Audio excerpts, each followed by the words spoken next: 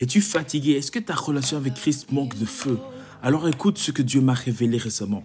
En Romains 12, verset 11, il est écrit « Ayez du zèle et non de la paresse. Soyez fervents d'esprit. Servez le Seigneur. » Vous savez, moi j'ai donné ma vie à Christ en Amérique et franchement là-bas, ils ont le feu pour Christ. Ils sont chauds, chauds, chauds, chauds. Et quand je suis retourné ici en Belgique, j'ai découvert que ce feu-là n'était pas présent. D'ailleurs, j'ai trouvé que l'atmosphère spirituelle était froide et ça m'a frustré pendant des années car je ne comprenais pas pourquoi c'était comme ça. Mais surtout, j'ai commencé à me dire que ma passion, mon enthousiasme, ce que j'avais vécu là-bas, c'était tout simplement parce que j'étais venu des États-Unis en fait. C'était une mentalité américaine. Et qu'en Europe, culturellement, on est plus calme, on est plus réservé. Ici, la parole est très claire. C'est que notre vie chrétienne doit être marquée par la passion. Ça doit être quelque chose de visible. Il doit avoir un zèle, il doit avoir une énergie de notre relation avec Christ. Et donc, si on a perdu cela, c'est que quelque chose cloche de notre relation avec Dieu et que peut-être on est malade spirituellement parlant. Surtout si c'est une phase qui dure depuis des années. Si ça dure depuis plusieurs années, il y a réflexion, il y a un moment donné où il faut se poser la question, qu'est-ce qui se passe pour que je suis froid dans ma relation avec Dieu?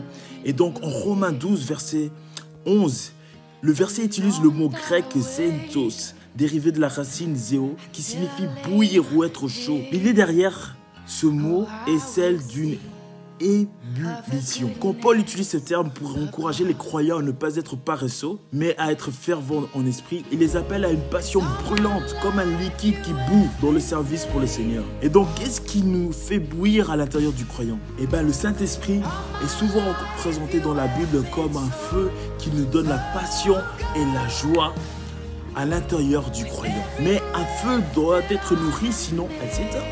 Et le feu du Saint-Esprit se nourrit dans la prière, la louange, la parole de Dieu, mais aussi de notre communion avec d'autres frères et sœurs en Christ, en feu pour Jésus.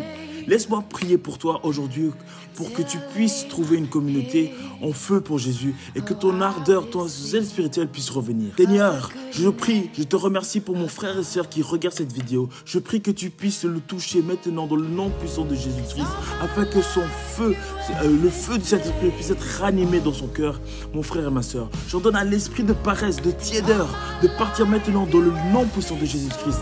Que les blessures et les déceptions du passé, à cause des gens dans l'Église, puissent être guéries dans le nom puissant de Jésus.